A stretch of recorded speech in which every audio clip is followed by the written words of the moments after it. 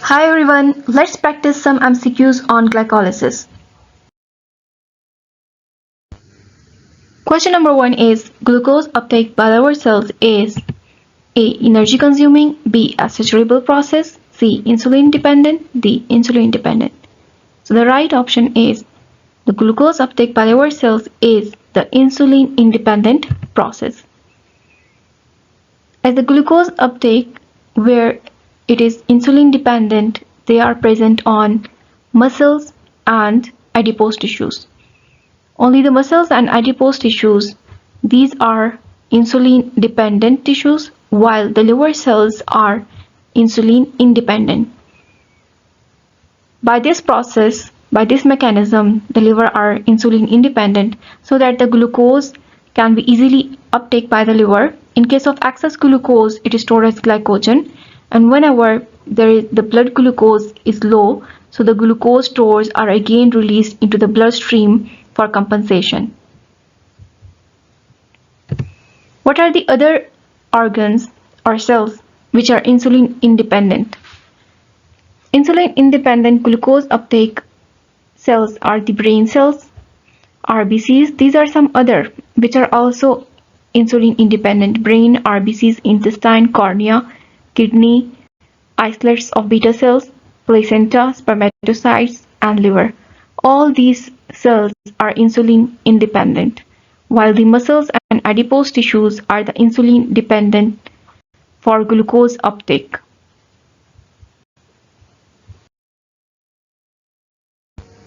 Question number 2. Which of the following blood transporters is insulin dependent? As blood are the proteins or the transporters that are present on the surface of the cell membrane and are responsible for the transport of glucose molecules inside and outside of the cell. So, option A, GLUT1, B, GLUT2, C, GLUT4, and D, GLUT5. So the right option is GLUT4. Among all of the GLUT transporters, only the GLUT4 is insulin dependent, and all others, the GLUT1, GLUT2, and GLUT3, these are insulin independent, and only the GLUT4 is the insulin dependent.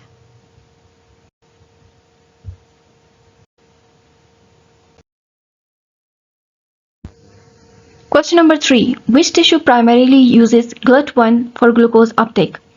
A. Liver, B. Muscle, C. Brain, D. Adipose tissues. As previously I said, GLUT are the transporters for glucose that are present on the surface of the cell membrane, that represent the cell membrane for the transport of glucose molecules from to inside and outside of the cell. So GLUT1 is present on which organs or which tissues? They are present, GLUT1 is specifically present on the brain cells. So what are the other organs and other GLUT transporters that are present on the cells?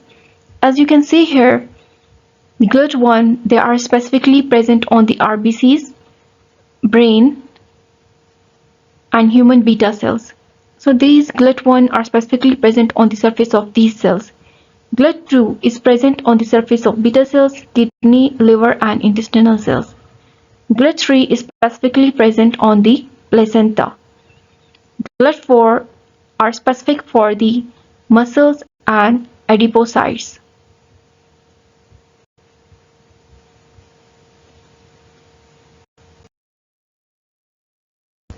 Question number 4 is the total number of ATP molecules synthesized in the Embden-Meyerhof pathway by substrate level phosphorylation and oxidative phosphorylation respectively are A. 8 and 10, B. 6 and 4, C. 4 and 6, D. 10 and 12. As they have asked about the synthesis of ATP molecules in glycolysis pathway, EMP pathway, Embden-Meyerhof pathway is the second name of the glycolysis. They have only asked about the ATP production at substrate level phosphorylation and oxidative phosphorylation. So in glycolysis pathway, the 4 ATP molecules are synthesized at substrate level phosphorylation. Substrate level phosphorylation means that the ATP is directly synthesized in the pathway, while the oxidative phosphorylation Oxidative phosphorylation are the carriers or molecules which carry electrons from the pathway to the electron transport chain for the production of ATP. In oxidative phosphorylation, the two types of carrier molecules are synthesized. They are NADH and FADH. But in glycolysis, the oxidative phosphorylation, two NADH molecules are produced. So two NADH molecules, one NADH give rise to 3 ATP. So when 2 NADH are produced, it means that 3 and 3, it will give rise to 6 molecules of ATP. As the one molecule of NADH, 1 give rise to 3 ATP molecules. So 2 NADH are produced in the glycolytic reaction, so it gives rise to 6 molecules of ATP. So the right option in this case is 4C, 4 and 6. If we see in the pathway the same thing that as I explained, this is the glycolysis reaction. Glycolysis pathway is a 10-step reaction which is divided into two phases. This is the energy investment phase and energy payoff phase. In energy investment phase, in this pathway here I am specifically talking about the energy production. So in energy investment phase, the 2 ATP are used. So 2 ATP are utilized, but we will not consider in this question because they have not asked about the total ATP production, but they have asked only about the ATP production at substrate level and oxidative phosphorylation level. So we specifically look at these steps. The substrate phosphorylation level as shown here, where the glycolysis, when it is split, it gives rise to two pathways. From here at the 4th and 5th step, it gives rise to two pathways. So in one, at 7th reaction and 10th reaction, it gives rise to 1 ATP, so 2 ATP from one pathway, and at 7th and 10th, it gives rise to 2 ATP.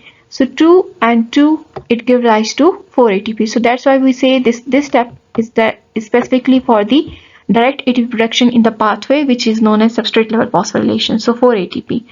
And the NADH, one NADH is produced as 6th reaction. The other NADH is also produced as the 6th reaction. So this NADH and NADH, one NADH give rise to 3 ATP. This NADH will go to the electron transport chain, and electron transport chain give rise to production of 3 ATPs. So 3 and 3, 6. So that's why oxidative phosphorylation gives rise to production of 6 ATPs.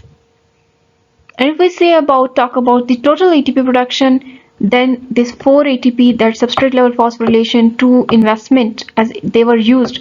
So in total ATP production will be 2. And as we say that 2 NADH and 6, so 6 plus 2 total ATP production in one glycolysis pathway, it will be 8 ATP production. But they have asked only about the substrate level, so at substrate level it gives rise to 4 ATP production. At oxidative phosphorylation, it gives rise to 1 NADH, 2 NADH, which collectively gives the production of 6 ATP. But if we talk about the net or overall total glycolytic pathway, we will minus these 2 which were utilized in the investment phase. Then it will give rise to 8 production of ATP.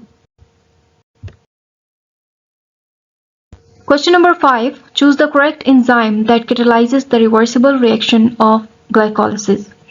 Option A, pyruvate kinase, B, phosphofructokinase, C, glucokinase, D, none of the above. As the question says, choose the correct enzyme that catalyzes the reversible reaction of glycolysis. So they are asking about which of the following enzyme catalyzes the reversible reaction. So pyruvate kinase, phosphofructokinase and glucokinase, as these three enzymes are specifically in the glycolysis pathway. As you can see here, it is a 10-step reaction and all these 10 enzymes are used. Among these 10 enzymes, only these 3 enzymes are irreversible. So they have asked about reversible.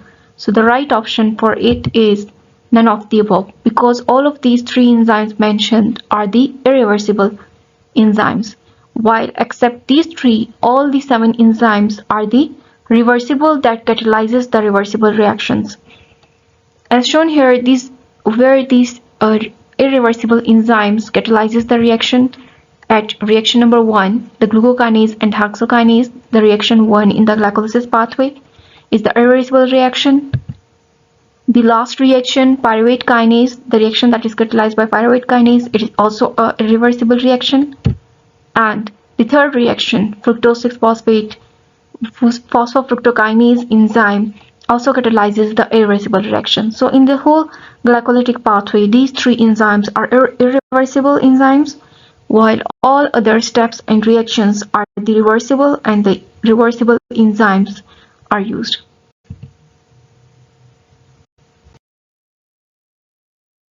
Question number 6. High concentration of glucose 6-phosphate is usually inhibitory to which of the following enzymes? So they have asked about the regulation, the regulatory enzyme, how it is regulated. A. Pyruvate kinase, B. Phosphofructokinase, C. Enolase, D. Hexokinase. So the right option is D. Hexokinase. As hexokinase is the enzyme which converts the glucose into glucose 6-phosphate. As soon as the glucose enters inside the cell, it gets phosphorylated at the 6th position. This process is also known as the trapping of the glucose. So when the phosphate is attached to 6th position, it becomes glucose 6-phosphate. Now the glucose is trapped inside the cell and it cannot cross the membrane and enter into the blood circulation. So this process is catalyzed by the enzyme hexokinase, and this process is also the energy investment phase in which the glucose requires the ATP. So from the ATP, one phosphate attached to the 6th position of the glucose, and it becomes ATP becomes ADP. In this phase, the glucose is converted into glucose 6-phosphate with the help of the enzyme hexokinase. So glucose 6-phosphate also acts as an allosteric inhibitor of the hexokinase. When the glucose 6-phosphate, there is enough production of the glucose 6-phosphate, it allosterically inhibits the hexokinase for enough production of glucose 6-phosphate.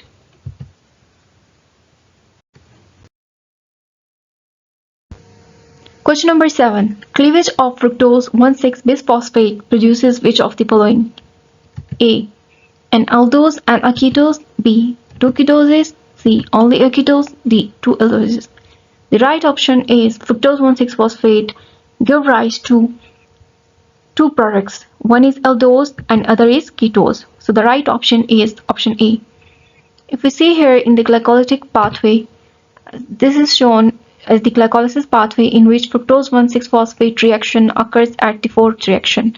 This first, second, third, and fourth. This step is also known as the splitting phase. As you see here, this 1, 2, third, and this is the fourth reaction of the glycolysis, which is also known as the splitting phase, in which fructose 1,6-bisphosphate is split into two molecules. It gives rise to two products. One is the glyceraldehyde 3-phosphate, which has aldose group. Both are triols. Glyceraldehyde 3-phosphate is also a 3-carbon molecule. Dihydroxyacetone phosphate is also a 3-carbon molecule. Glyceraldehyde 3-phosphate is an aldose molecule, whereas dihydroxyacetone phosphate, it is a ketosis. Both are isomers of each other, only the difference is of functional group. Glyceraldehyde 3-phosphate contains the aldose group, while the dihydroxyacetone phosphate contains the ketose group. So that's why the right option is A. The fructose 1,6-bisphosphate, with the help of the enzyme aldolase, it gives rise to two molecules. One is aldose and the other one is the ketose. Number 8. Which among the following represents the first step in the payoff phase of glycolysis? A. Reduction of 1,3-bisphosphoglycerate to glyceraldehyde 3-phosphate. B. Irreversible conversion of dihydroxyacetone phosphate to glyceraldehyde 3-phosphate. Reversible conversion of dihydroxyacetone phosphate to glyceraldehyde 3-phosphate. D. Oxidation of glyceraldehyde 3-phosphate to 1,3-bisphosphoglycerate. As the glycolysis is divided into three phases: energy investment phase, splitting phase, and then payoff phase. This is about the sixth reaction from where the payoff phase of the glycolysis starts.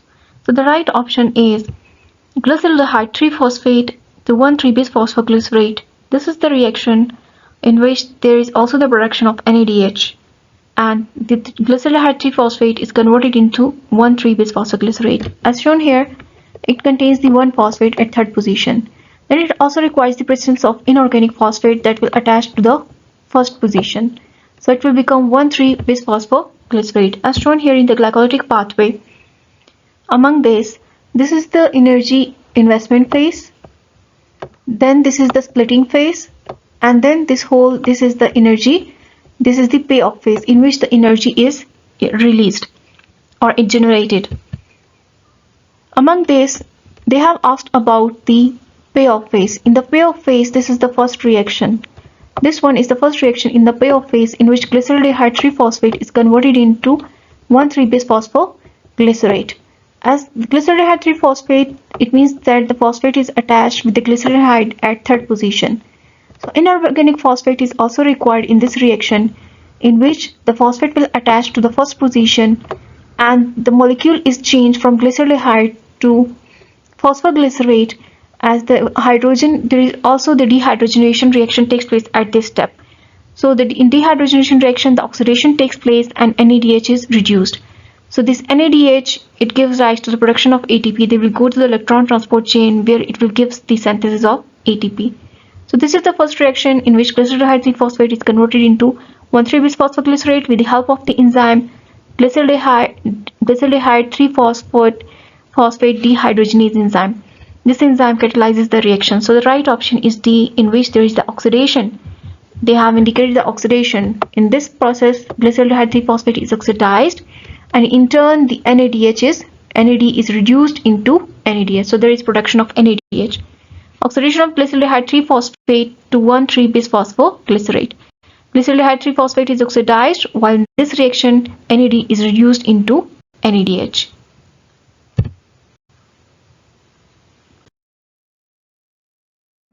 Question number 9 is hexokinase has a high affinity for glucose than A. Fructokinase, B. Galactokinase, C. Glucokinase, D. All of the above. The right option is C. Glucokinase, as hexokinase and glucokinase are required for the conversion of glucose into glucose 6-phosphate.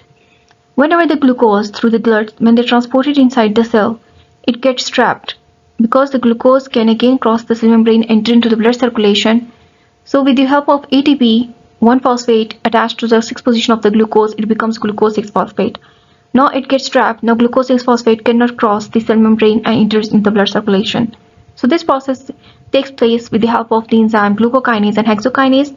Hexokinase can act on all the carbohydrate molecules, while glucokinase is specific for the glucose. Hexokinase can also act on glucose and it has the high affinity. It means that the hexokinase, this is because the Km value of the hexokinase is low as compared to that of the glucokinase. The Km value of the hexokinase is low. So this low Km value means that this hexokinase has the high affinity for glucose.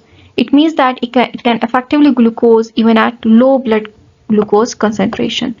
So the hexokinase can even act on the low blood glucose concentration. So that's why they have the high affinity for glucose.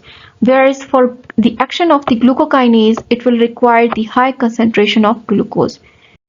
It means that the glucokinase will act after the meals. After taking the meals, the glucose concentrations are high. So at that time, the glucokinase will act on the glucose.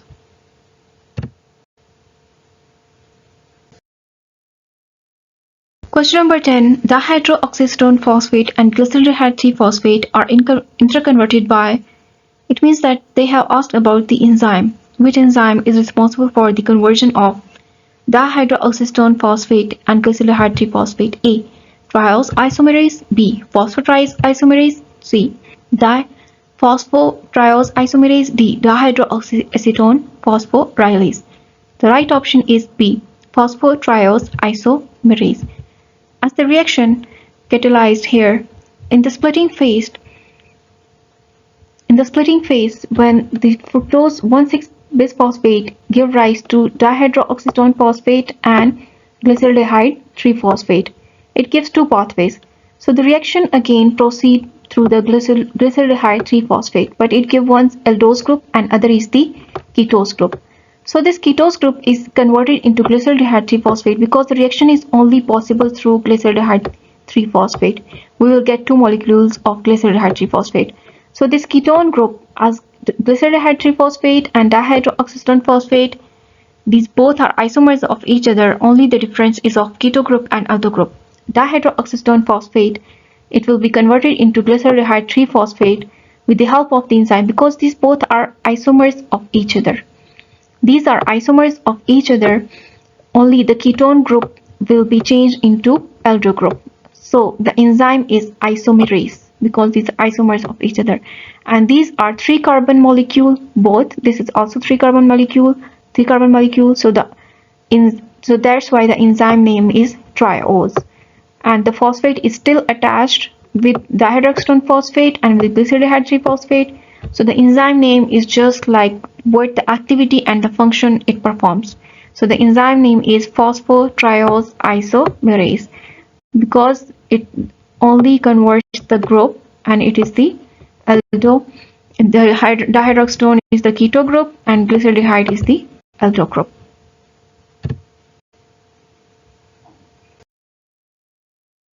For watching and keep watching, and don't forget to watch the second part of the glycolysis, the MCQs to practice with explanation.